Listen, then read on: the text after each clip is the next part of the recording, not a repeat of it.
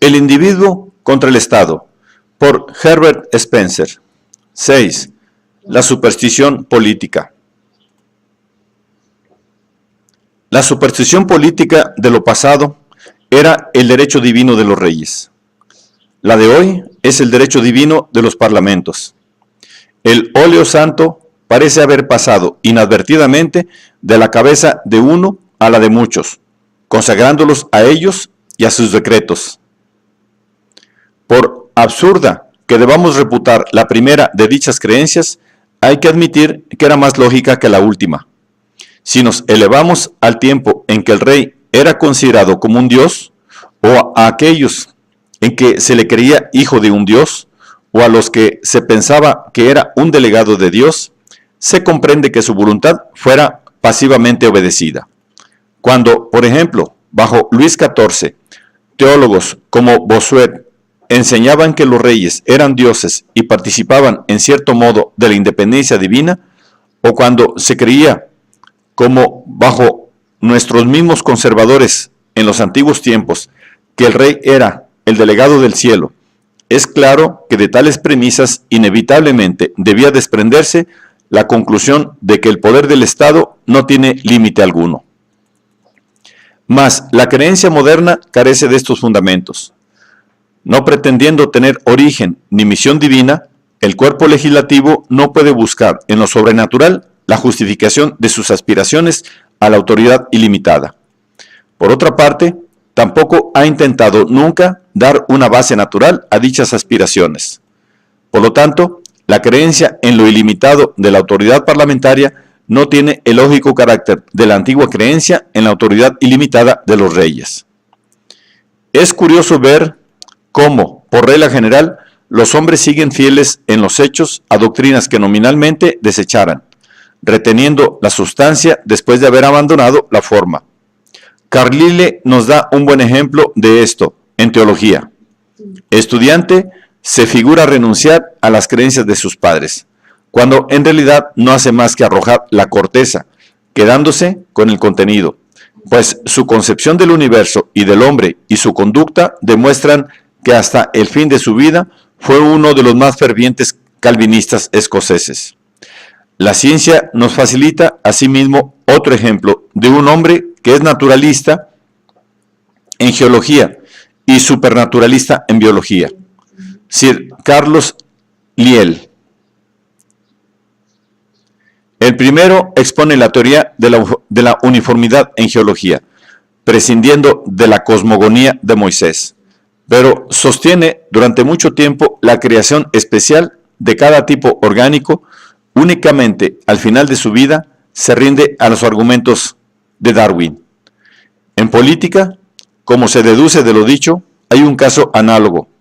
La teoría, aceptada tácitamente, común a los conservadores, liberales y radicales, de que la autoridad gubernamental es ilimitada, se remonta a la época en que se suponía que los legisladores eran delegados del cielo. ¡Oh! Un acta del Parlamento, todo lo puede. Es lo que se replica al individuo que pone en tela de juicio la legitimidad de alguna intervención arbitraria del Parlamento, y el escéptico enmudece. No le pregunta dónde, cuándo ni cómo ha nacido esa pretendida omnipotencia, únicamente limitada por imposibilidades materiales. Vamos a permitirnos discutir esa omnipotencia, no pudiéndose ya justificar, alegando que siendo el legislador humano un simple representante del legislador divino, se le debe sumisión absoluta en todo. Nos preguntaremos qué razón hay para afirmar el deber de esta sumisión al poder directivo, constitucional o republicano. Evidente es que esta pregunta nos lleva a la crítica de las teorías antiguas y modernas acerca de la autoridad política. Puede creerse que exige alguna justificación el hacer revivir cuestiones que se suponen resueltas hace mucho tiempo. Si es así, me parece justificación bastante la afirmación anteriormente desenvuelta de que la teoría corriente está mal fundada o carece de fundamento. La noción de la soberanía es la que se presenta en primer término. El examen de esta noción tal como es comprendida por los que no admiten el origen sobrenatural de la soberanía, nos conduce a los argumentos de Hobbes. Aceptemos como verdadero el postulado de Hobbes. Mientras los hombres no viven bajo un poder común que los mantiene en el temor, se hallan en ese estado que se llama guerra de uno contra otro, lo cual no es cierto, porque hay sociedades no civilizadas donde, sin poder común que mantenga en el temor a los individuos, reina paz más profunda y mayor armonía que en las sociedades donde existe ese poder. Supongamos igualmente cierto que el poder gubernamental tenga por origen el mantener el orden en el seno de las sociedades, aunque habitualmente nazca de la necesidad de subordinarse a un jefe durante una guerra defensiva u ofensiva, y no haya sido, ni por su origen y actos, elemento de orden entre las relaciones individuales. Admitamos la hipótesis insostenible según la cual, para escapar a los males causados por conflictos crónicos, los miembros de una comunidad se comprometen por medio de un pacto o contrato a renunciar a su primitiva libertad de acción, y convengamos en que los descendientes están ligados para siempre por el contrato de sus predecesores. Nada objetemos, repito, a estas premisas de Hobbes, pero veamos las conclusiones que deduce de ellas. Dice: porque donde ningún contrato existe, falta la transmisión de derecho y tiene cada hombre derecho a todo. Por consiguiente, ninguna acción puede ser injusta. Mas, cuando se ha pactado un contrato, es injusto romperlo entonces, y la injusticia no es más que la no ejecución del contrato.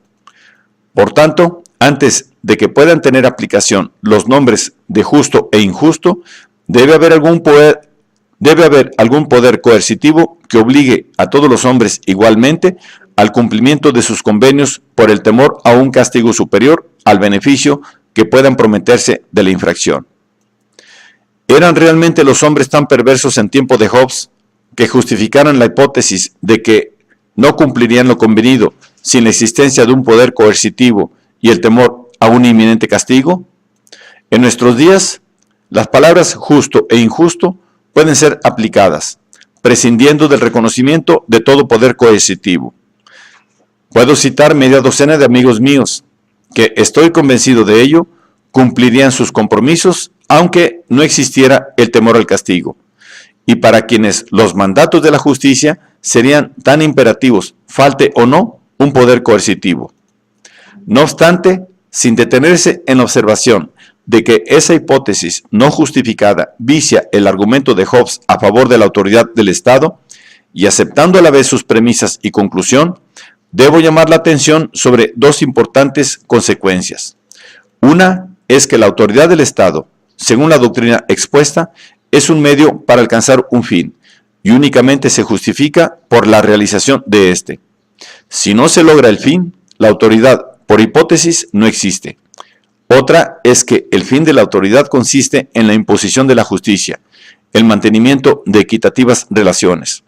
Por tanto, lógicamente, ninguna coacción puede ser legítima sino en tanto sea indispensable, ya para prevenir los ataques directos o indirectos que violen el primitivo contrato, ya para promover a la defensa contra los enemigos exteriores.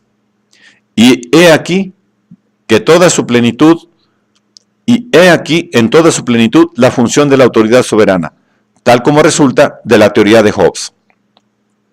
Hobbes argumentaba en favor de la monarquía absoluta.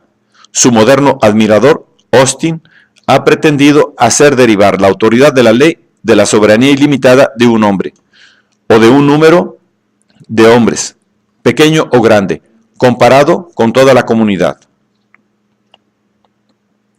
Austin fue primeramente militar, y bien lo revela su Province of Jurisprudence, como atinadamente se ha observado, cuando, sin dejarnos intimidar por aquella pedantería desesperante, definiciones, distinciones y repeticiones sin fin, que sirve únicamente para disfrazar la esencia de la doctrina, examinamos el fondo de esta. Observamos que Austin asimila la autoridad civil a la autoridad militar, partiendo del principio de que ambas, tanto respecto a su origen como a su extensión, son indiscutibles. Para legitimar la ley positiva, se remonta a la autoridad absoluta del poder que le impone, monarca, aristocracia o aquella mayoría que tiene voto en las democracias, porque también da el nombre de soberano a un cuerpo de esta naturaleza, por oposición al resto de la comunidad, que, bien por incapacidad o por otro motivo cualquiera, permanece en estado de sujeción. Habiendo afirmado, o mejor dicho, supuesto gratuitamente la autoridad ilimitada del cuerpo, simple o compuesto, grande o pequeño, que llama soberano, deduce naturalmente sin dificultad la validez legal de sus decretos que llama leyes positivas. Mas no resuelve el problema así, lo traslada de uno a otro punto. La verdadera cuestión es esta: ¿de dónde proviene la soberanía? ¿En qué título se funda esa ilimitada supremacía que se arroga un individuo o una minoría, o una mayoría sobre los demás? Un crítico diría con razón: no hay necesidad de razonamiento alguno para hacer derivar la ley positiva de la soberanía ilimitada. Lo que se necesita es demostrar la existencia de esa soberanía ilimitada. Austin no responde a esta pregunta. Analícese su punto de partida y se observará que la hipótesis de este escritor no descansa en base más sólida que la de Hobbes. En ausencia de un origen divino o de una misión de lo alto, ningún gobierno resida en una o en muchas cabezas puede producir títulos suficientes a justificar el poder absoluto. Mas se dirá, existe el incuestionable derecho de la mayoría que ésta transfiere al Parlamento que elige. Sí, ahora tocamos a la raíz de la cuestión, el derecho divino de las mayorías. La base del razonamiento del pueblo es que la mayoría tiene derechos ilimitados. Esta es la teoría corriente, que se acepta sin pruebas como un axioma. No obstante, la crítica mostrará, a lo que pienso, que esta teoría exige modificación radical. En un ensayo acerca de los principios de administración de los caminos de hierro, publicado en la revista de Edimburgo en 1854, tuve ocasión de tratar la cuestión referente a los poderes de las mayorías, tomando como ejemplo la conducta de las compañías públicas y nada más oportuno como introducción a las conclusiones que debo sentar para transcribir los párrafos siguientes.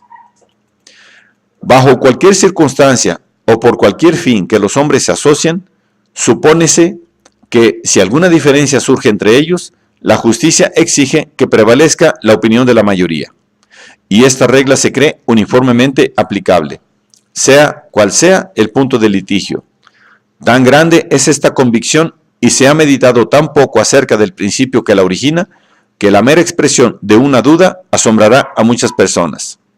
No obstante, basta un breve análisis para mostrar que esta opinión no es, en suma, más que una superstición política. Fácil es hallar ejemplos que prueban, por la reducción al absurdo, que el derecho de las mayorías es un derecho puramente condicional, válido únicamente dentro de determinados límites. Citemos algunos. Supongamos que una sociedad filantrópica acuerda en sesión general no solo auxiliar a los pobres, sino costear la propaganda anticatólica en Inglaterra. ¿Se podría usar equitativamente para esta obra de los fondos facilitados por los católicos, que no habrían visto en la sociedad más que un fin caritativo? Supongamos que la mayoría de los fundadores de una biblioteca cree que en las actuales circunstancias tiene el ejercicio del tiro más importancia que la lectura, y acuerda cambiar el fin de la asociación y aplicar los fondos existentes a la compra de balas, pólvora y blancos. ¿Esta resolución ligaría a la minoría? Supongamos que bajo la impresión de noticias llegadas de la Australia, la mayoría de una sociedad de propietarios resolviese no solo partir todos para explotar las minas de oro, sino dedicar el capital a la compra de un vapor. ¿Sería equitativa esta usurpación de la propiedad en la que a la minoría se refiere? No habrá uno que conteste afirmativamente a la primera de estas preguntas, mucho menos a las otras. ¿Por qué? Porque comprende todo el mundo que por el mero hecho de asociarse a otros, Ningún individuo puede con justicia ser obligado a actos extraños en un todo al fin de la asociación. En cada uno de los casos supuestos, las minorías podrían decir con razón a sus colegas: nos hemos asociado con vosotros para un fin determinado. Hemos dado dinero y tiempo para la realización del mismo. En todas las cuestiones con él relacionadas, nos hemos sometido tácitamente a la opinión de la mayoría. Pero respecto a cualquiera otra, nuestra voluntad no ha sido encadenada. Si nos proponéis una asociación para determinados fines y después acometéis otros, obtenéis nuestro apoyo bajo un falso pretexto y quedan rotas las convenciones tácitas o expresas celebradas entre nosotros. Bajo este punto, vuestras resoluciones a nada nos obligan. Es evidente que esta es la única interpretación racional de la cuestión. El principio general en que descansa el gobierno de toda asociación es que sus miembros se obligan recíprocamente a someterse a la voluntad de la mayoría en todos los asuntos concernientes al fin de la asociación, pero no en los demás. Únicamente es válido el contrato dentro de estos límites. Como la naturaleza misma de todo contrato implica que las partes contratantes conozcan previamente la extensión de sus obligaciones y como los que se asocian para un fin especificado no podrían tener presentes todos los fines no especificados que les sería dado proseguir a la sociedad, resulta que el contrato suscrito no debe extenderse a estos fines no especificados. Y si no existe contrato tácito o expreso entre la sociedad y sus miembros respecto a estos fines no especificados, al obligar la primera a los segundos a la persecución de estos últimos, no deja incurrir en la tiranía más irritante. Naturalmente, si tal confusión de ideas hay acerca de los poderes de una mayoría allí donde el contrato de sociedad limita esos poderes, debe ser mucho mayor la confusión que exista donde no ha habido contrato semejante. No obstante, los principios en ambos casos son los mismos. Necesito insistir en que los miembros de una asociación se obligan individualmente a someterse a la voluntad de la mayoría en los asuntos concernientes al fin de la sociedad, mas no en otros. Y sostengo que es igualmente aplicable a una nación que a una compañía. Mas, se replicará, como no existe contrato en virtud del cual los hombres se hayan constituido en cuerpo social, como los fines sociales no están ni han sido nunca especificados, no hay límite posible ni al derecho de la comunidad ni al poder de la mayoría. Verdaderamente es forzoso admitir que carece de fundamento la hipótesis de un contrato social, bien bajo la forma ideada por Hobbes o en la concebida por Rousseau. No es esto solo. Hay que admitir que aun suponiendo celebrado tal contrato, no podría éste obligar a los descendientes de los contratantes.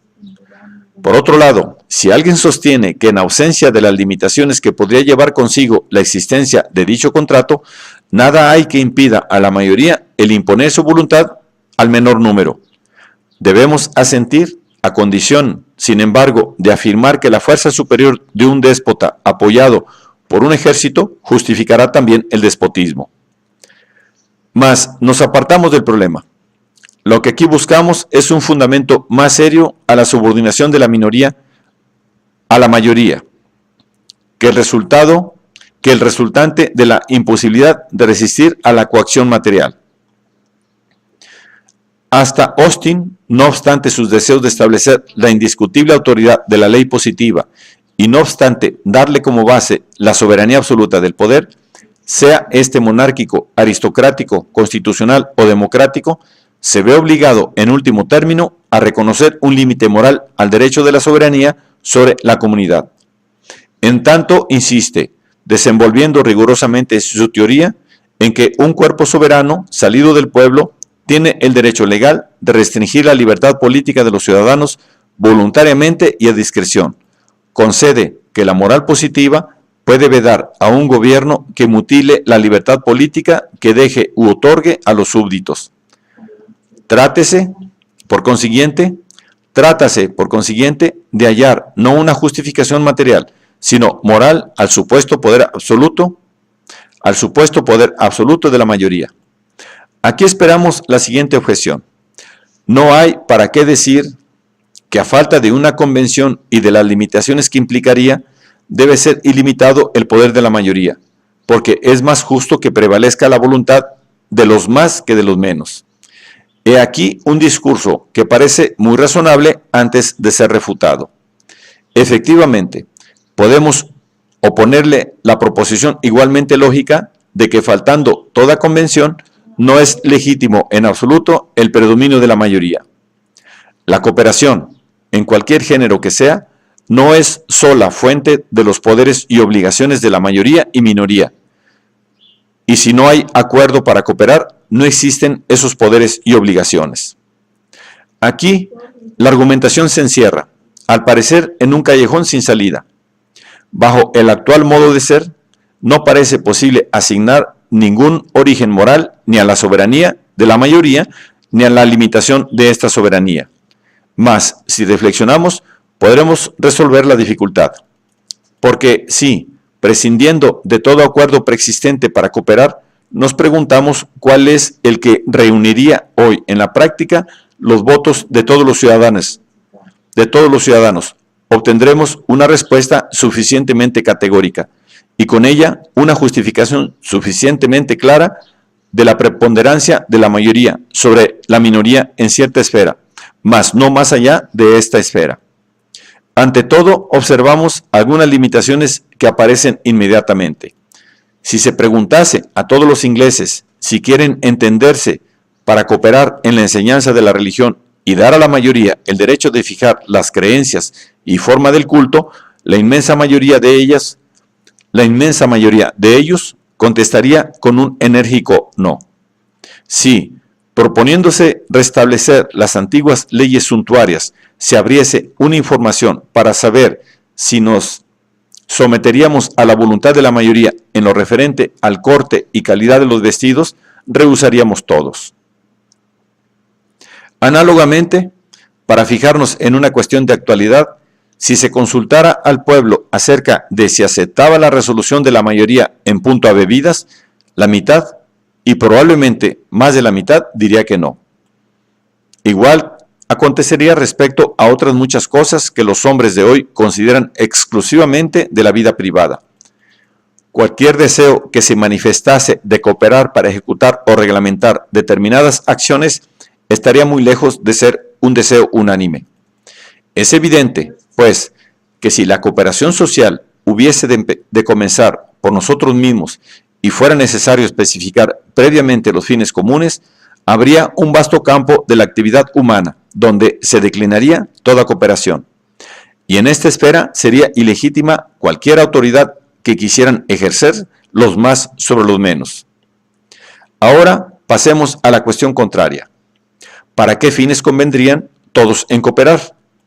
Nadie negará que el acuerdo sería unánime tratándose de rechazar una invasión, a excepción de los cuáqueros, que habiendo realizado una obra útil en su tiempo, se hallan próximos a desaparecer, todos se asociarían para una guerra defensiva, no para una guerra ofensiva, sometiéndose a la voluntad de la mayoría en la adopción de las medidas necesarias al buen éxito de la empresa. También habría unanimidad efectiva en el deseo de cooperar para precaverse de los ataques de los enemigos interiores. Excepción hecha de los criminales, todos deben querer que sus personas y propiedades gocen de la debida protección. En suma, todos los individuos desean preservar su vida, preservar cuantas cosas sirven para la conservación y goce de la vida, preservar el libre uso de estas cosas y el deseo de aumentarlas. Cada uno ve que no puede realizar estos fines por sí solo. Contra los enemigos interiores, con sus simples esfuerzos, sería esta tarea para el individuo difícil, ineficaz, peligrosa. Hay otra cooperación, difícil, ineficaz. Hay otra cooperación en la que todos tienen interés, la de aprovecharse del territorio que habitan. Aunque subsistiera el condominio comunal de los tiempos primitivos, sería necesario someterse a las resoluciones de la mayoría en las tierras que habitan de cultivarse y en la clase de cultivo, así como en las porciones del suelo que hubiera de destinarse a vías de comunicación o a otros usos. Hoy mismo, aunque la cuestión sea más compleja por el acrecentamiento de la propiedad privada, como el Estado se considera todavía el propietario supremo, no siendo cada posesor otra cosa que un arrendatario de la corona, según la ley, propietario que puede recabar la posesión o expropiar mediante la entrega de un precio razonable, resulta que la voluntad de la mayoría prevalezca acerca de los modos y condiciones de utilizar el suelo y el subsuelo, lo que implica la existencia de ciertas convenciones hechas en favor del público con los particulares y compañías. No necesitan ciertos detalles, ni es preciso discutir los límites que separan estas distintas categorías de casos, ni decir lo que entra en la segunda o se excluye en la primera.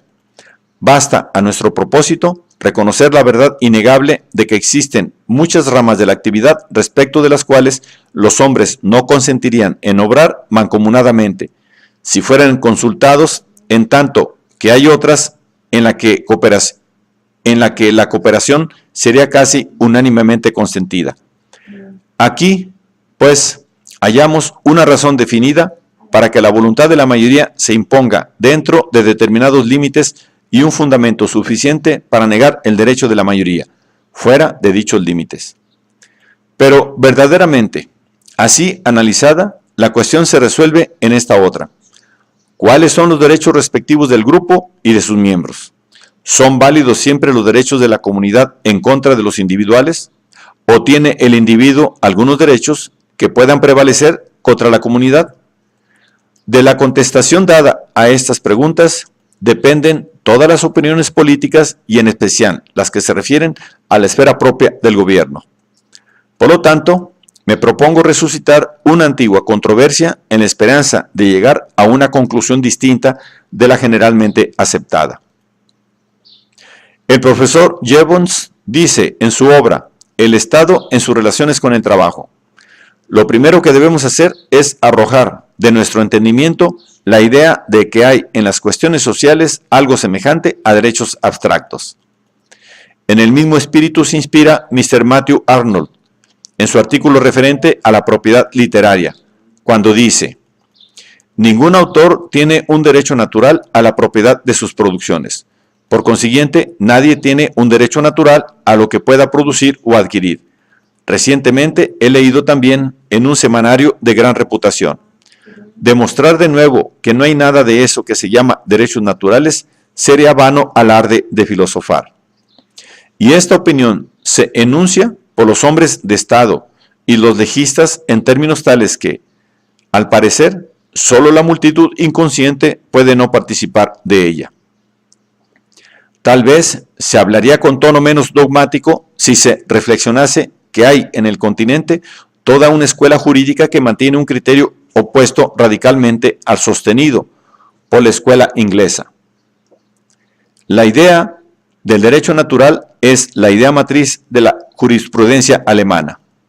Ahora bien, cualquiera que sea la opinión que se tenga de la filosofía alemana, nadie la tachará de superficial.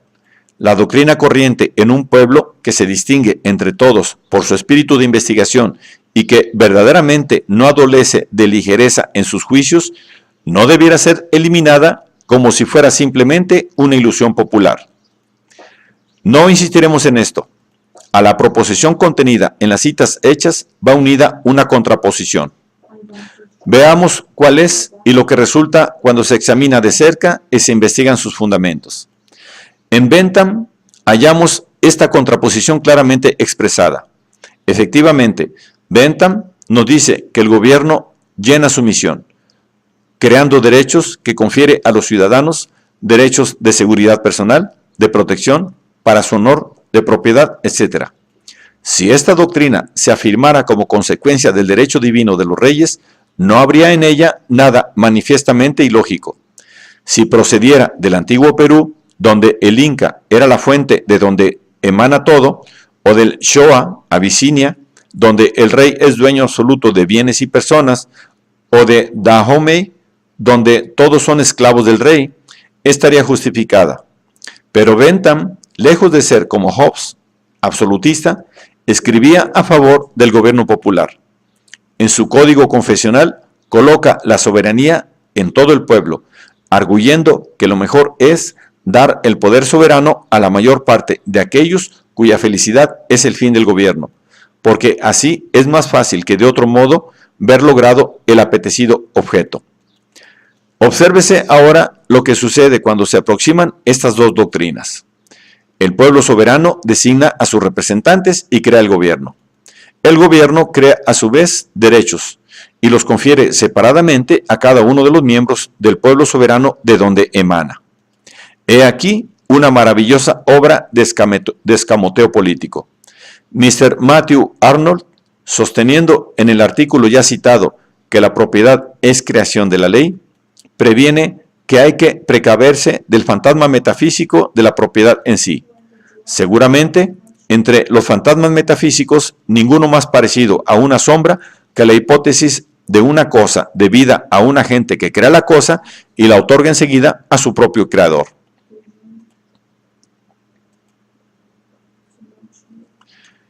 Desde cualquier punto de vista que se la considere, es incomprensible la proposición de Bentham. El gobierno, dice, llena su misión creando derechos. Dos significaciones se pueden dar a la palabra crear. Puede entenderse como el acto de sacar algo de la nada o de dar forma y estructura a una cosa ya existente. Muchos hay que creen que la producción de la nada es imposible, hasta para un ser omnipotente, y probablemente nadie afirmará que esté en los límites del poder de un gobierno humano. La segunda interpretación es la de que el gobierno crea únicamente en el sentido de informar aquello que ya existe. En este caso, surge la siguiente cuestión. ¿Qué es eso preexistente que se informa? Evidentemente, toda la cuestión gira sobre la palabra crear, que produce el efecto de una ilusión en el lector incauto. Bentham era más escrupuloso en la propiedad de las expresiones, y en su libro de errores hay un capítulo referente a los términos que inducen a equivocación. Es curioso que él mismo nos presente ejemplo tan notable del extravío en que puede caer el juicio por el empleo de un término de esta naturaleza. Mas, prescindamos de estas imposibilidades intelectuales y busquemos la interpretación más sostenible de la opinión de Bentham. Se puede decir que todos los poderes y derechos existen originariamente como un todo universo en el pueblo soberano, y que este todo indiviso se confía. Se puede decir que todos los poderes y derechos existen originariamente como un todo indiviso en el pueblo soberano, y que este todo indiviso se confía, como pretende Austin, a un poder regulador, elegido por el mismo pueblo, el cual realiza su distribución. Sí, como hemos visto, la proposición de que se crea derechos es simplemente una figura de lenguaje. El único sentido inteligible de la opinión de Bentham es que una multitud de individuos que particularmente quieren satisfacer sus deseos y poseen como agregado todos los medios de satisfacerlos, así como suficiente autoridad sobre las acciones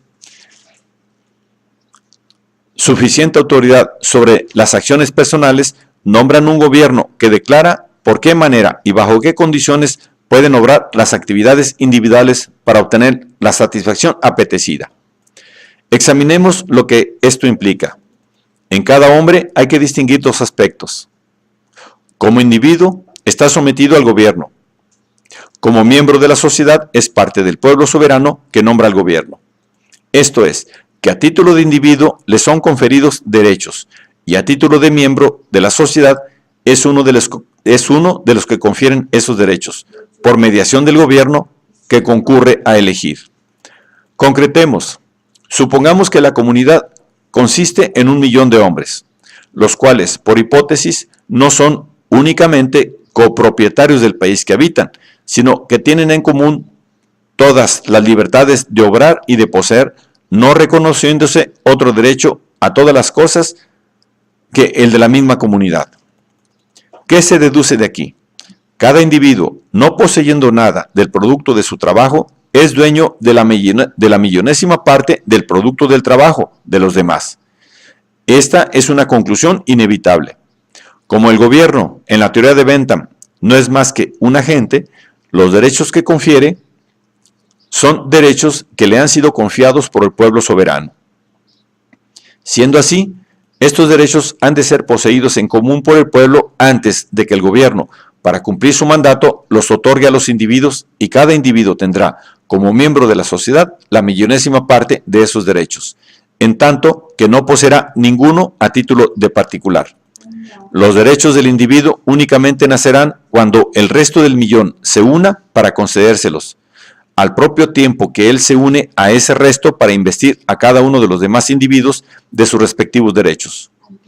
Por consiguiente, bajo cualquier aspecto que se considere, la teoría de Bentham se pierde en un tejido de absurdos.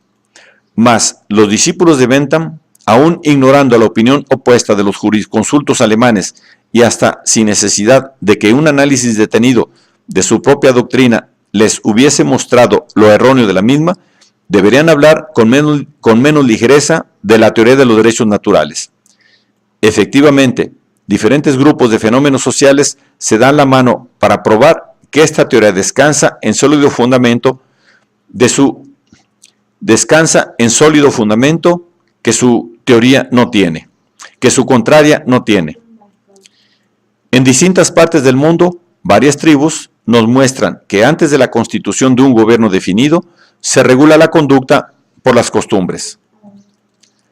Los bechuanas obedecen a costumbres de larga fecha. Entre los Hotentotes Corana, que sufren a sus jefes, más bien que no los obedecen. Cuando los antiguos usos no los prohíben, se cree, cada cual con derecho, a lo que estima justo a sus propios ojos. Los araucanos se guían únicamente por costumbres primitivas o convencionales tácitas. Entre los kirgueses, los juicios de los ancianos se basan en usos universalmente reconocidos. De los dyaks, Raja Broque nos dice que parece que la costumbre se ha erigido sencillamente en ley, y la violación de las costumbres se castiga con una multa.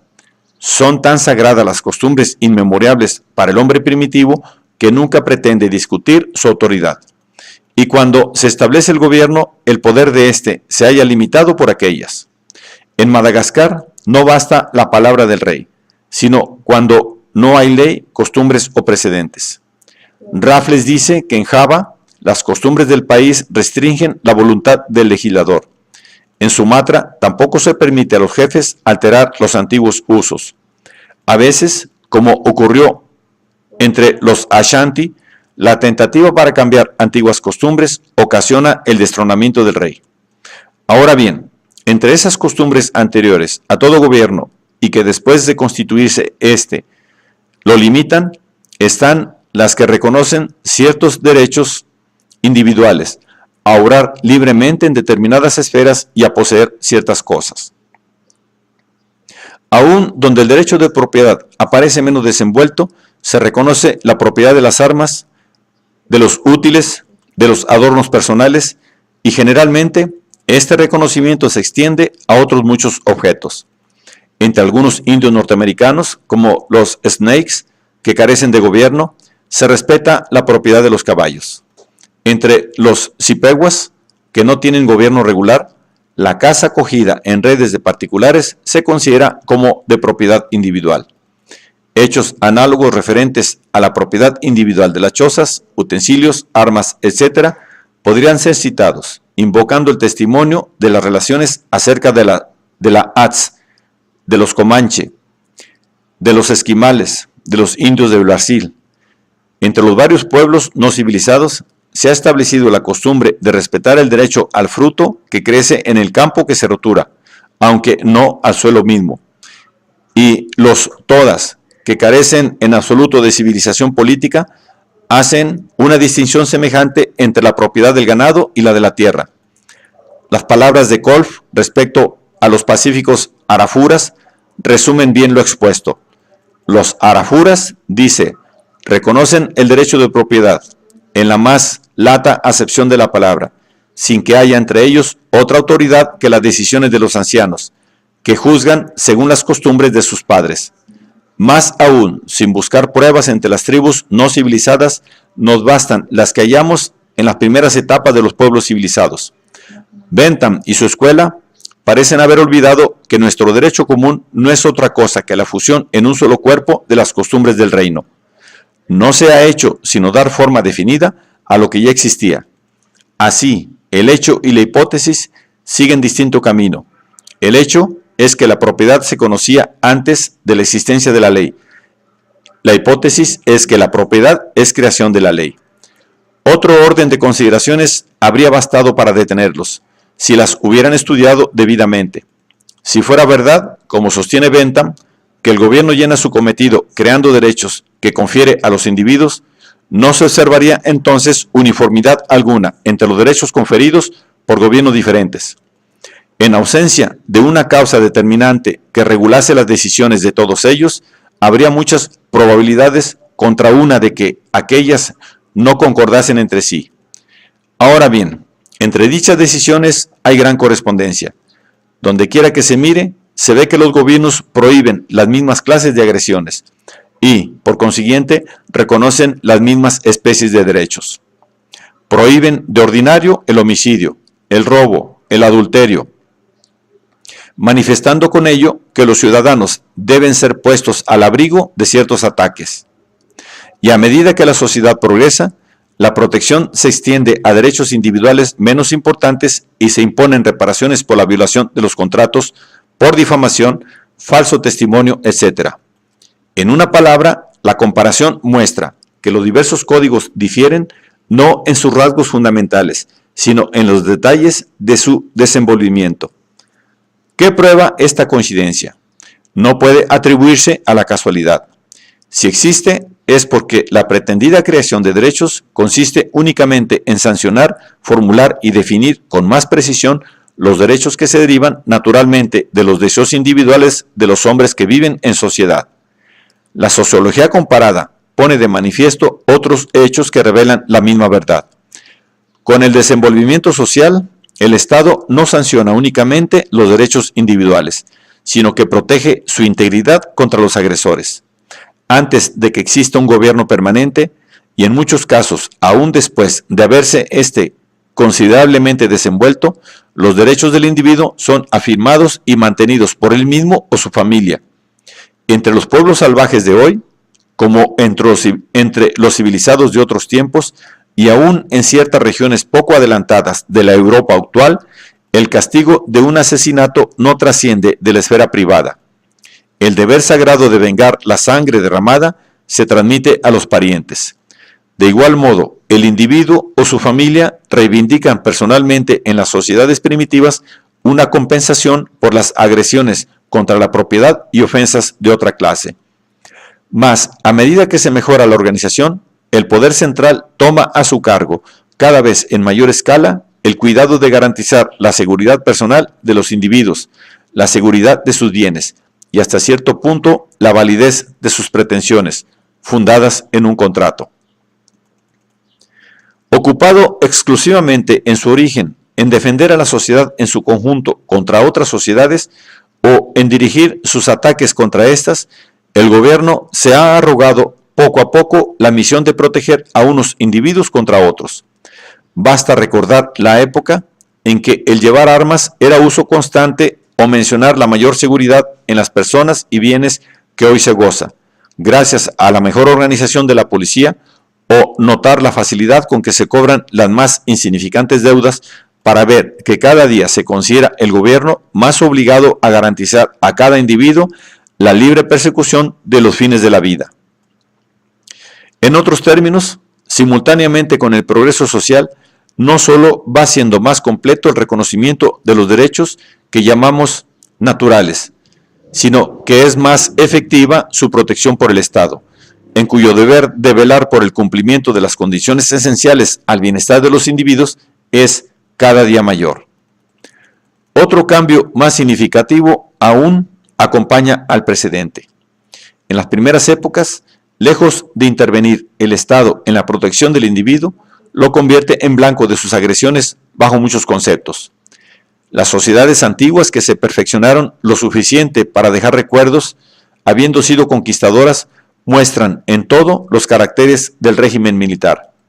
Así como para organizar debidamente un ejército es necesario que los soldados, sujetos a una absoluta obediencia, no obren con independencia, sino cuando se lo ordenen sus jefes, del mismo modo, para organizar eficazmente una sociedad guerrera, tienen que esclavizar su voluntad los ciudadanos.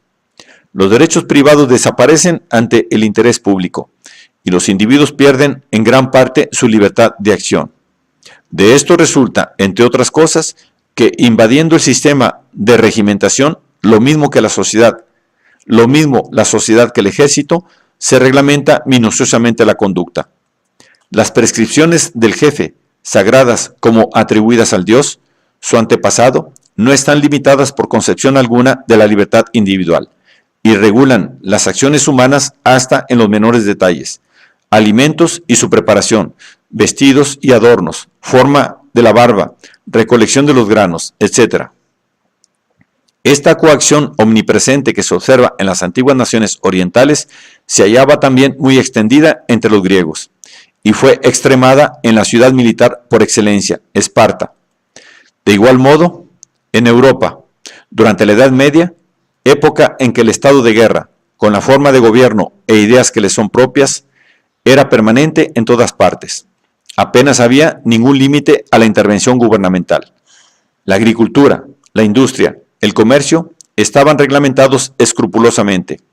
Eran impuestas las creencias y prácticas religiosas, y el jefe decidía quién podía llevar pieles, usar vajilla de plata, publicar libros, tener un palomar, etc. Mas, con el incremento de la actividad industrial, acompañado de la sustitución implícita del régimen del contrato al del Estado, y con el predominio de los sentimientos que acompañan a esta transformación, se produjo, hasta la reciente reacción hacia el Estado militante, una disminución en la injerencia del gobierno en los actos individuales. La legislación cesó gradualmente de regular la siega de los campos, de dictar la proporción entre el ganado y las fanegas de tierra, de especificar el modo de trabajar y los materiales que debían emplearse, de fijar los salarios y precios, de intervenir en materia de vestidos y juegos, exceptuando los casos de truhanería, de premiar o castigar a los importadores o exportadores, de prescribir las creencias religiosas o políticas, de prohibir las asociaciones, de restringir la libertad de viajar, etc. Equivale esto a decir que el derecho del ciudadano a obrar sin obstáculo se impuso en muchas ramas de la actividad a las pretensiones coercitivas del Estado. Al mismo tiempo que el gobierno ha ido ayudando al individuo a impedir toda intrusión en la esfera privada en que persigue los fines de la vida, se ha ido retirando él mismo de esa esfera. Esto es, ha restringido cada vez más su intervención. Aún no hemos notado todas las categorías de hechos que revelan la misma verdad. La patentizan las mejoras y reformas de la ley misma, así como las declaraciones de los autores. Ya en el siglo XV, dice el profesor Pollock, hallamos un juez ordinario que dice que así como en los casos no previstos por las ordenanzas escritas, los jurisconsultos y canonistas están de acuerdo en suponer una nueva regla en armonía con el derecho natural, que es la fuente de todas las leyes. El Tribunal de Westminster puede y quiere hacer lo mismo.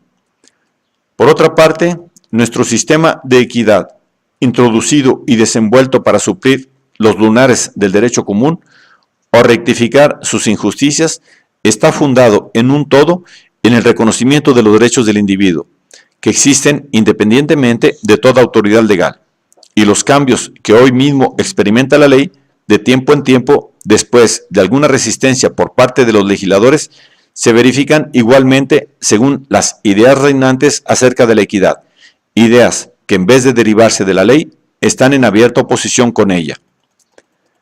Por ejemplo, el acta reciente que reconoce a la mujer casada la propiedad de sus adquisiciones personales tiene su raíz evidentemente en el íntimo convencimiento de que el lazo natural entre el trabajo y su producto debe ser siempre respetado. La ley reformada no ha creado el derecho. Antes bien, el reconocimiento del derecho ha dado origen a la reforma de la ley. Así, de 5 categorías diferentes de pruebas históricas, surge una enseñanza, y es que las nociones populares acerca del derecho, por confusas que sean, y aunque muchos no las acepten, proyectan, no obstante, la sombra de una verdad. Ahora, réstanos considerar la fuente que origina esta verdad. He hablado antes de un secreto conocido, y es que todos los fenómenos sociales, analizados a fondo, nos llevan a las leyes de la vida, siendo imposible comprenderlos bien si no nos referimos a dichas leyes. Transportemos, por tanto, esta cuestión de los derechos naturales de la esfera política a la de la ciencia de la vida. No se alarme el lector. Nos bastarán los hechos más claros y sencillos. Primeramente, observaremos las condiciones generales de la vida individual y después las de la vida social. De unas y otras se deducirá igual conclusión. La vida animal supone una pérdida que exige ser reparada. La reparación implica nutrición. La nutrición presupone a su vez la adquisición de alimento. Este no puede obtenerse sin facultades de prensión y generalmente de locomoción. Y para que estas facultades puedan ejercitarse es necesario que haya libertad de movimientos. Si se encierra a un mamífero en un reducido espacio, o se atan sus miembros, o se le arrebata el sustento que pueda proporcionarse, seguramente causará su muerte. Seguramente se causará su muerte, persistiendo en cualquiera de estos procedimientos. Pasado cierto límite, la imposibilidad de satisfacer dichas necesidades es funesta. Lo que aquí se dice de un animal superior también es aplicable al hombre. Si aceptamos el pesimismo por creencia y con él la consecuencia que implica de que, siendo la vida un mal en general, es necesario ponerle fin, carecerán entonces de una base moral los actos mediante los cuales la vida se mantiene. Todo el edificio se derrumba. Mas, si aceptamos el punto de vista del optimismo o del progreso, si sostenemos que, en suma, la vida produce o está en vías de producir más placer que dolor, dichos actos están entonces justificados y la libertad de cumplirlos tiene una razón de ser. Los que conceden algún valor a la vida suponen implícitamente que los hombres no deben ser cohibidos en el ejercicio de las actividades necesarias a su sostenimiento.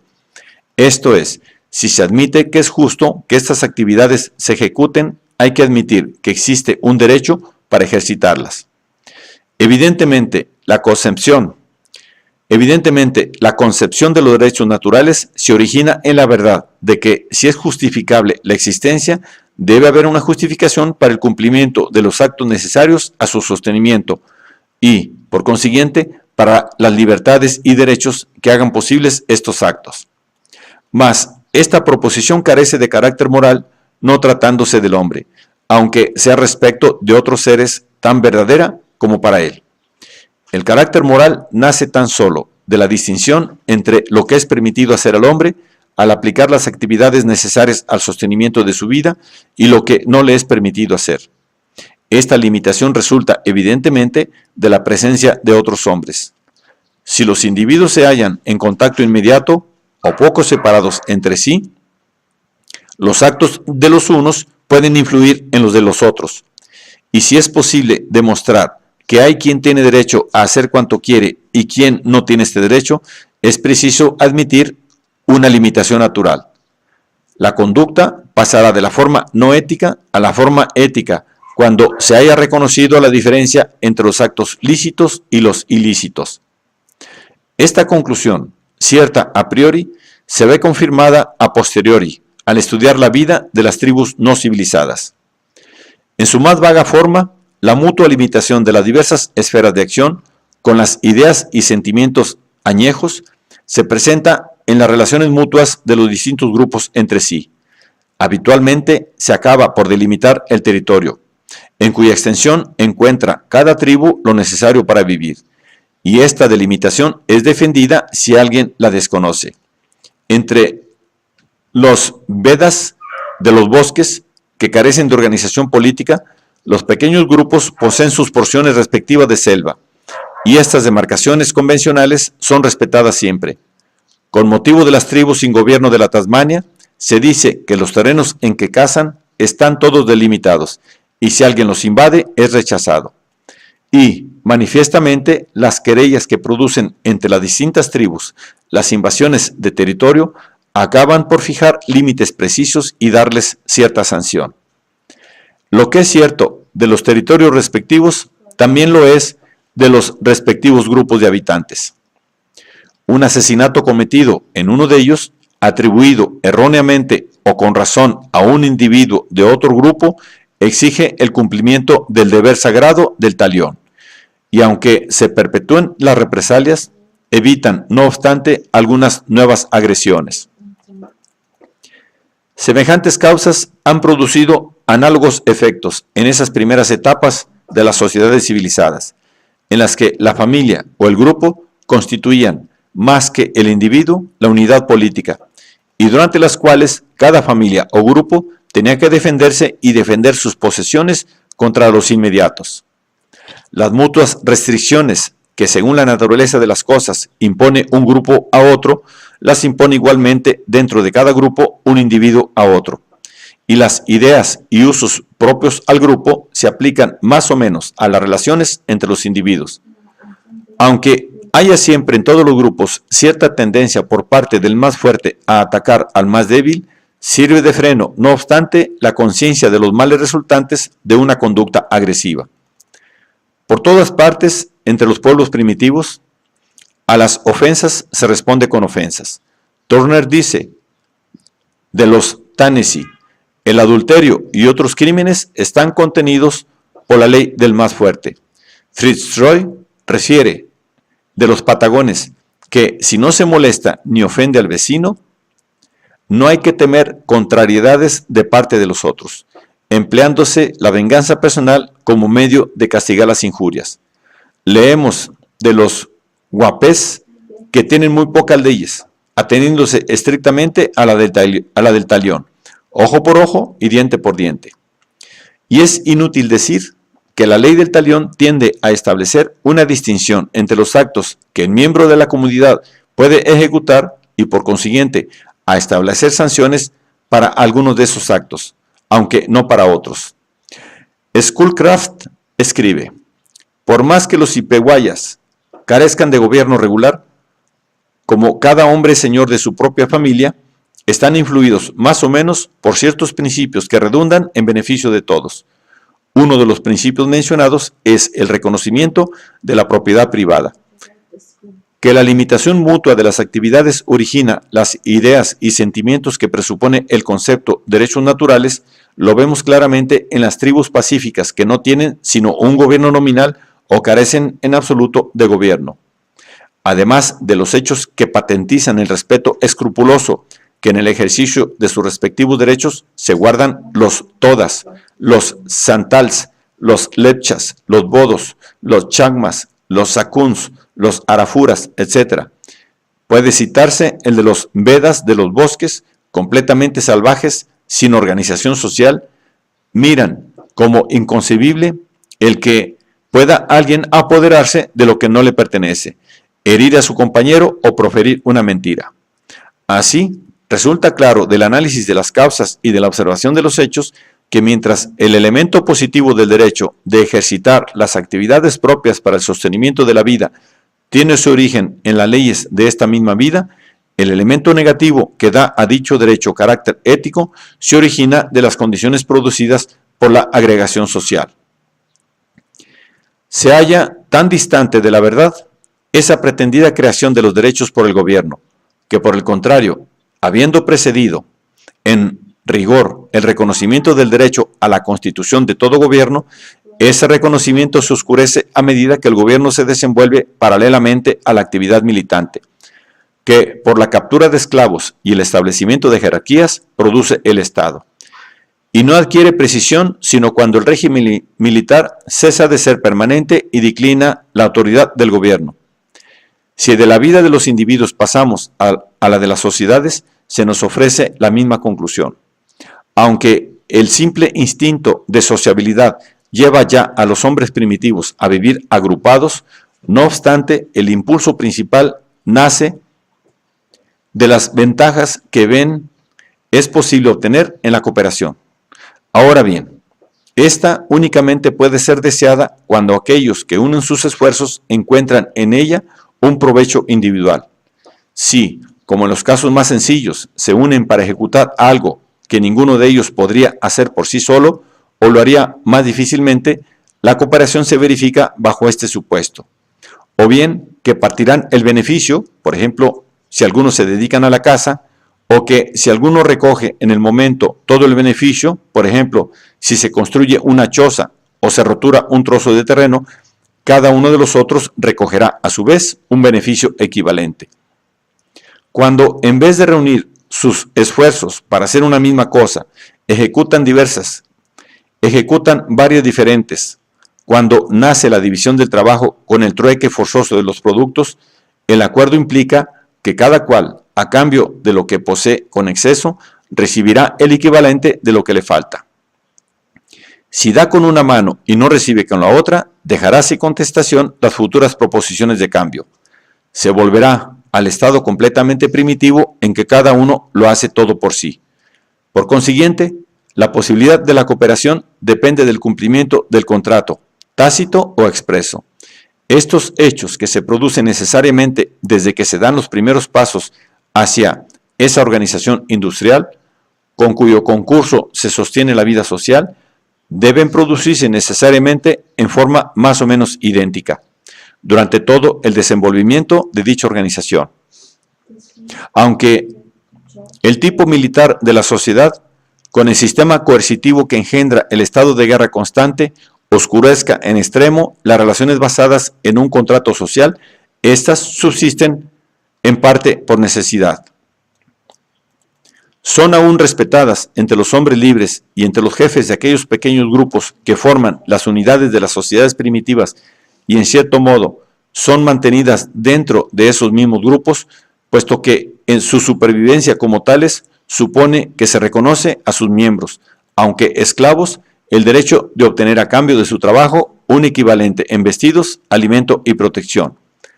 Cuando, con la decadencia de la guerra y el desarrollo del comercio, la cooperación voluntaria reemplaza cada día más a la cooperación obligatoria, la vida social, fundada en cambios estipulados, interrumpida durante cierto tiempo, se restablece gradualmente, y este restablecimiento posibilita la extensión y el perfeccionamiento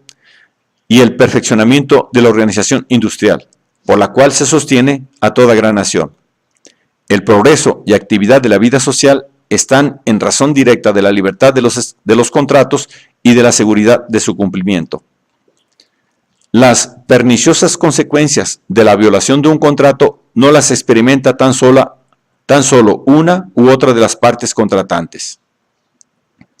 En las sociedades avanzadas, esas consecuencias alcanzan a clases enteras de productores y comerciantes que se han formado gracias a la división del trabajo, y en ocasiones nadie se libra de sus efectos.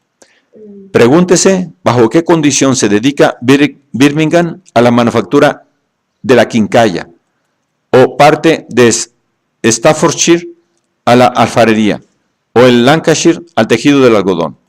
Pregúntese cómo la población rural que cultiva aquí los cereales y allí apacienta los ganados puede vivir consagrada a una tarea especial. Sería imposible que subsistiera tal división del trabajo si estos diferentes grupos no cambiasen entre sí el excedente de sus respectivos productos. Estos cambios se verifican no directa, sino indirectamente por mediación de la moneda.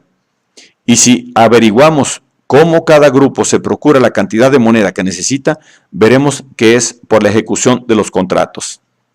Si LED fabrica telas de lana y no recibe, por el cumplimiento del contrato, los medios de obtener en los distritos agrícolas la cantidad indispensable de alimento, morirá de hambre, y con él su industria. Si el país de Gales funde el hierro y es incapaz de procurarse las telas necesarias para vestirse, se paralizarán las funciones. Y siempre así, en el conjunto y en el detalle. Esta mutua dependencia de las partes que se observa tanto en la organización social como en la individual, no es posible sino a condición de que cada parte, mientras ejecuta la función a que se ha adaptado, reciba una parte proporcional de las materias que necesita para rehacerse y desenvolverse, materias que son producidas por las otras partes, pactándose libremente la proporcionalidad de la distribución. Además, el cumplimiento del contrato establece el equilibrio entre la producción y las necesidades, haciendo que se fabriquen muchos cuchillos y pocas lancetas, que se siembren muchos cereales y pocos granos de mostaza. Sirve de freno a una producción excesiva la consideración de que, pasado determinado límite, nadie querría tomar mayor cantidad, debiendo entregar el equivalente en moneda. Así, se previene en gasto inútil de trabajo para producir aquello que la sociedad no necesita. Por último, debemos notar el hecho, más significativo aún, de que la única condición mediante la cual un grupo especial de trabajadores puede aumentar los productos de su industria cuando lo reclamen las necesidades es que los contratos sean libres y esté garantizada su ejecución. Si en el momento en que el Lancashire no podía, por no tener primeras materias, proporcionar la cantidad demandada de tejidos de algodón, se hubiese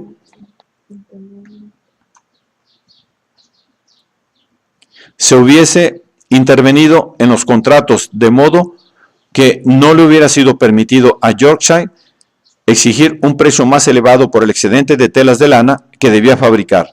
En atención al mayor pedido, no se habría aumentado el material, ni el número de obreros, ni la fabricación, resultando que la comunidad habría sufrido las consecuencias de no poder compensar el déficit de las telas de algodón con el exceso de tejidos de lana.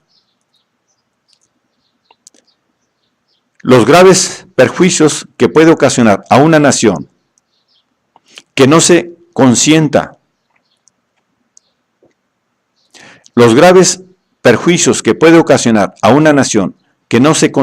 a sus miembros contratar libremente entre sí, se han visto bien en el contraste ofrecido por Inglaterra y Francia respecto a ferrocarriles. En Inglaterra, aunque al principio se suscitaron obstáculos por las clases que predominaban en el Parlamento, no pudieron impedir a los capitalistas que colocasen su dinero, a los ingenieros que ofreciesen una dirección capaz, a los empresarios que se empeñasen en las obras. Y el alto interés que alcanzaron las acciones, los grandes provechos realizados por los empresarios y las espléndidas remuneraciones recibidas por los ingenieros produjeron la corriente de dinero, energía y habilidad, gracias a la cual se desenvolvió rápidamente nuestro sistema de ferrocarriles, dando extraordinario impulso al desenvolvimiento de la prosperidad nacional. En Francia, Mr. Thiers, entonces ministro de Obras Públicas, después de venir a Inglaterra para ver los caminos de hierro y de ser acompañado a todas partes por Mr. Viñoles, dijo a este: «No creo que los ferrocarriles convengan a Francia». Como consecuencia, se adoptó una política contraria a la libertad de los contratos, con lo que se retardó en 8 o 10 años el progreso material, debido más adelante a la construcción de las vías férreas. Todos estos hechos, ¿qué significan?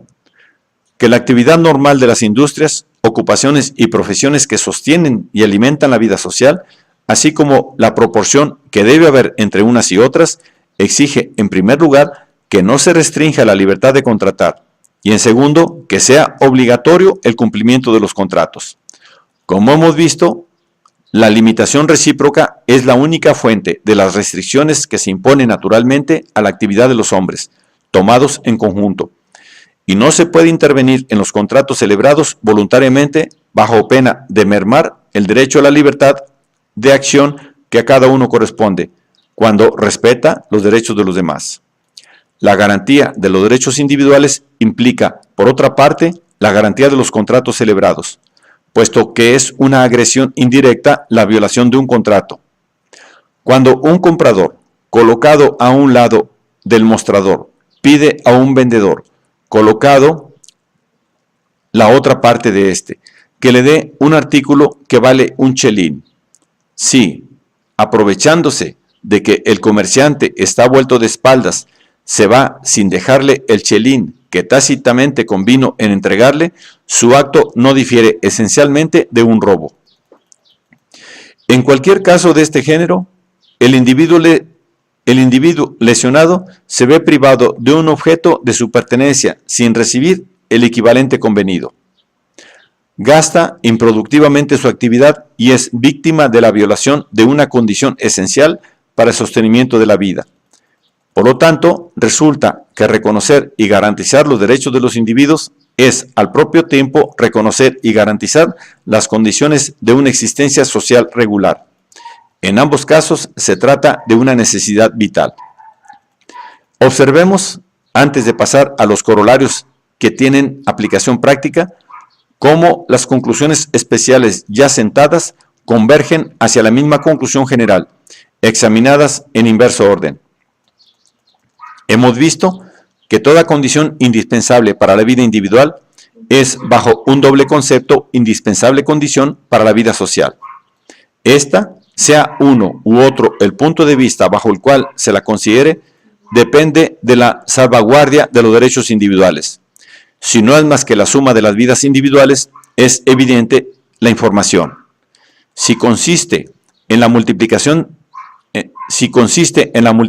de actividades variadas que ejercitan los ciudadanos bajo mutua dependencia, esa vida, compuesta e impersonal, será más o menos intensa, según que los derechos de los individuos sean reconocidos o negados. El estudio de las ideas o de los sentimientos político-éticos de los hombres nos lleva a análogas conclusiones. Los pueblos primitivos de tipos diferentes muestran que, anteriormente a la existencia del gobierno, costumbres de fecha inmemorial reconocen los derechos privados y justifican su respeto.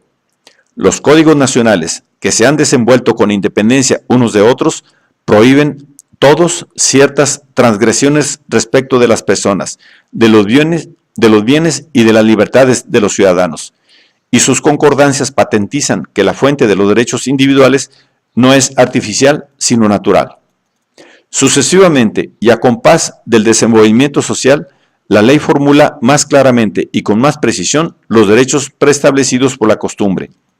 Al propio tiempo, el gobierno toma a su cargo el garantizar estos derechos, y la garantía es cada vez más eficaz. A medida que es mejor protector, el gobierno es menos agresivo, restringiendo progresivamente su injerencia en el dominio de los actos privados. Finalmente, así como en tiempos anteriores, las leyes eran manifiestamente modificadas para acomodarlas a las ideas de equidad corrientes a la sazón, así hoy los reformadores de la ley se inspiran también en nuestras ideas de equidad a las cuales debe adaptarse la ley en vez de darles nacimiento. Aquí, por lo tanto, tenemos una teoría político-ética, comprobada por el análisis y por la historia. ¿Qué se le opone? Una contrateoría a la moda, imposible de justificar. Por una parte, estableciendo que la vida individual y la social suponen el mantenimiento del lazo natural entre el trabajo y el provecho. Establecemos también que este lazo, reconocido antes de la existencia del gobierno, ha ido afirmándose y reafirmándose, recibiendo la sanción de los códigos y de los sistemas de moral. Por otra parte, la contrateoría está desmentida por los hechos y se destruye a sí misma. Cuando se pide una prueba a sus defensores, contestan con toda clase de absurdos. Aún hay más.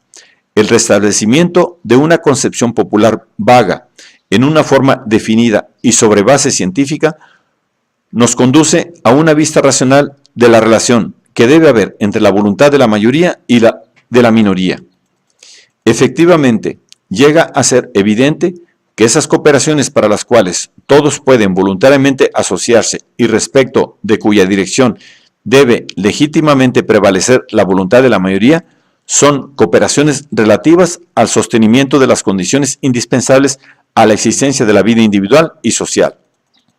La defensa de la sociedad en su conjunto contra el enemigo del exterior tiene por fin remoto mantener a cada individuo en la posesión de los medios de que dispone para satisfacer sus necesidades y garantizar su libertad de aumentar estos medios. Y la defensa de cada individuo contra los enemigos de lo interior, desde los asesinatos hasta los que causan alguna simple molestia a su vecino, tiene evidentemente el mismo fin, por todos deseado, excepto los criminales y gentes de mal vivir. De aquí se sigue que para la defensa de este principio vital, trátese del individuo o de la sociedad, es legítima la subordinación de la minoría a la mayoría, en tanto que no implique más restricciones a la propiedad y a la libertad de cada uno que las indispensables a la mejor protección de estas mismas propiedad y libertad. A la vez resulta que tal subordinación no es legítima más allá de dicho límite, pues supondría que, bajo pretexto de proteger al individuo, se cercenaban sus derechos más de lo necesario, lo que envuelve una violación del principio vital que trata de defenderse. Así, volvemos a la proposición de que el pretendido derecho divino de los parlamentos y el derecho divino de las mayorías que implica no son otra cosa que verdaderas supersticiones. Los hombres han abandonado la antigua teoría respecto a la fuente de la autoridad política, pero no la creencia en lo ilimitado de esta autoridad, que era consecuencia inmediata de aquella teoría y en modo alguno se concilia con la nueva. El poder absoluto sobre los súbditos, lógicamente atribuido al gobierno cuando se le crea representante de Dios, se sigue atribuyendo hoy al cuerpo gobernante, al cual nadie concede tal carácter. Quizá se nos oponga que las discusiones acerca del origen y límites de la autoridad gubernamental son pura pedantería. El gobierno, se nos dirá, está obligado a usar en pro del bien general todos los medios que posea o pueda adquirir. La utilidad debe ser su fin. Está, por tanto, autorizado a dictar todas las medidas necesarias para cumplir fines útiles. El fin del pueblo es la suprema ley, y los legisladores no deben desobedecer esta ley por consideraciones referentes al origen y extensión de sus poderes. ¿Realmente es esto una razón o no es más que una excusa fácilmente refutada? La cuestión esencial de que se trata es la referente a la verdad de la teoría utilitaria, tal como se profesa generalmente, y la respuesta que debe darse es que esa teoría, entendida así, es inexacta. Las máximas de los moralistas utilitarios y los actos de los políticos, que consciente o inconscientemente se inspiran en ellas, suponen que la utilidad debe ser directamente determinada por la simple inspección de los hechos inmediatos y la consideración de los probables resultados. Mas, el utilitarismo, bien entendido, implica que se tomen por guía las conclusiones generales del análisis experimental de los hechos ya observados. Los resultados buenos o malos no pueden ser accidentales, deben ser consecuencia necesaria de la naturaleza de las cosas. El objeto de la ciencia moral debe ser, en mi opinión, el deducir de las leyes de la vida y de las condiciones de la existencia qué acciones tienden a producir necesariamente la felicidad y qué acto ha de producir la desgracia. En la especulación utilitaria corriente, como en la vida práctica a la moda, se demuestra una incompleta concepción de las relaciones naturales que nacen de la ley de causalidad. Originariamente se piensa que en ausencia de algún espectáculo manifiesto puede hacerse esto o aquello indiferentemente. Nadie se pregunta si al obrar de uno u otro modo se está de acuerdo con la marcha natural de las cosas. Las anteriores discusiones habrán mostrado, a mi entender, que los dictados de la utilidad y por consiguiente los actos mismos de los gobiernos no pueden fundarse en la inspección superficial de los hechos y en lo que prima facie parezca significar estos. Deben ser deducidos de hechos fundamentales.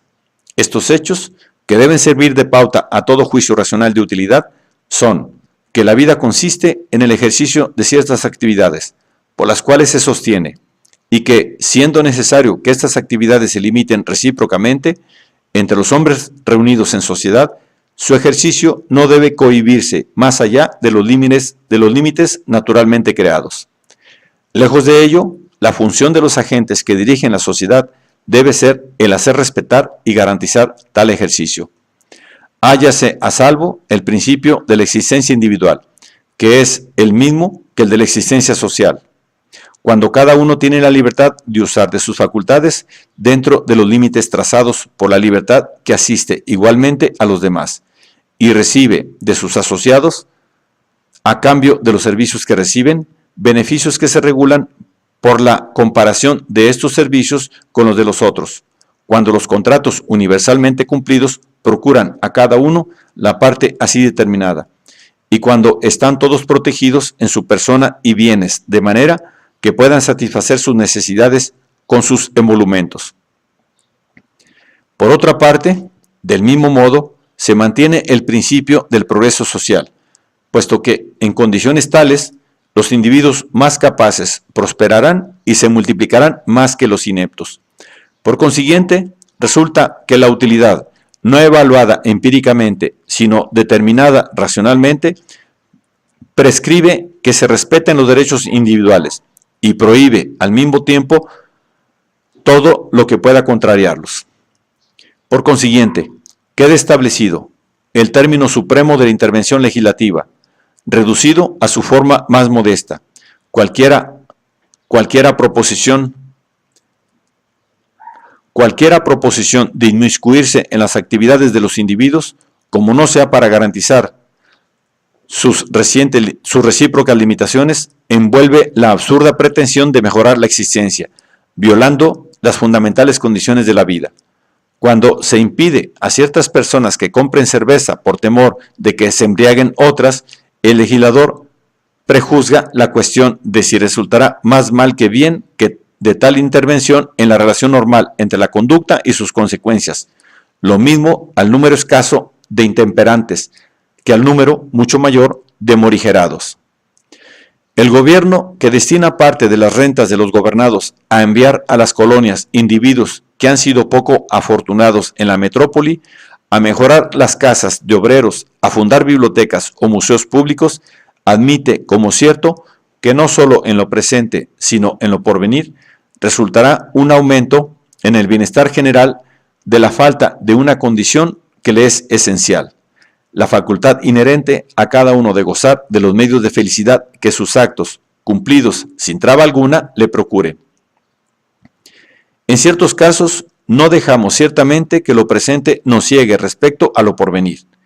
Declarando que es sagrada la propiedad, no atendemos a si el beneficio que obtiene el hambriento que roba un panecillo es mayor o menor que el perjuicio irrogado al panadero. Aquí consideramos no los efectos particulares, sino el efecto general producido por la inseguridad de la propiedad. Mas, cuando el Estado impone nuevas cargas a los ciudadanos o cercena su libertad con nuevas restricciones, únicamente nos fijamos en los efectos directos y próximos, olvidando los indirectos y remotos que origina ese desconocimiento continuo de los derechos individuales. No vemos que por la acumulación de estas ligeras infracciones, la existencia individual y la social, menos completa cada vez, decaen inevitablemente. No obstante, la decadencia es visible cuando se llevan las cosas al extremo. Cualquiera que estudie en las obras de Taine y Tocqueville el estado de cosas que precedió a la Revolución Francesa, comprenderá que esta catástrofe tuvo por origen una reglamentación tan excesiva de la actividad en provecho del gobierno, que era casi imposible la vida. El utilitarismo empírico de entonces, como el utilitarismo empírico actual, difería del utilitarismo racional en que sólo examinaba los efectos de las intervenciones particulares y no concebía los efectos producidos por la multiplicidad de tales intervenciones en la existencia de los hombres en general. Si profundizamos la causa de este error, hallamos su raíz en la superstición política, según la cual el poder directivo debe estar libre de toda limitación. Cuando haya desaparecido ese esplendor divino que rodeaba al rey y que ha dejado un reflejo en torno de la corporación heredera de su autoridad, cuando se comience a ver claro que en una nación donde gobierna el pueblo, el poder es solo un administrador, se verá también indudablemente que este administrador carece de toda autoridad propia, habiendo recibido la que tiene de los que le nombran, que pueden limitarla como crean conveniente. Al propio tiempo, se comprenderá que las leyes no son sagradas en sí mismas, recibiendo exclusivamente el carácter de tales por la sanción moral, que se deriva, a su vez, de las leyes de la vida humana, en tanto se desenvuelve en el medio de las condiciones inherentes a la vida social. Y he aquí la consecuencia.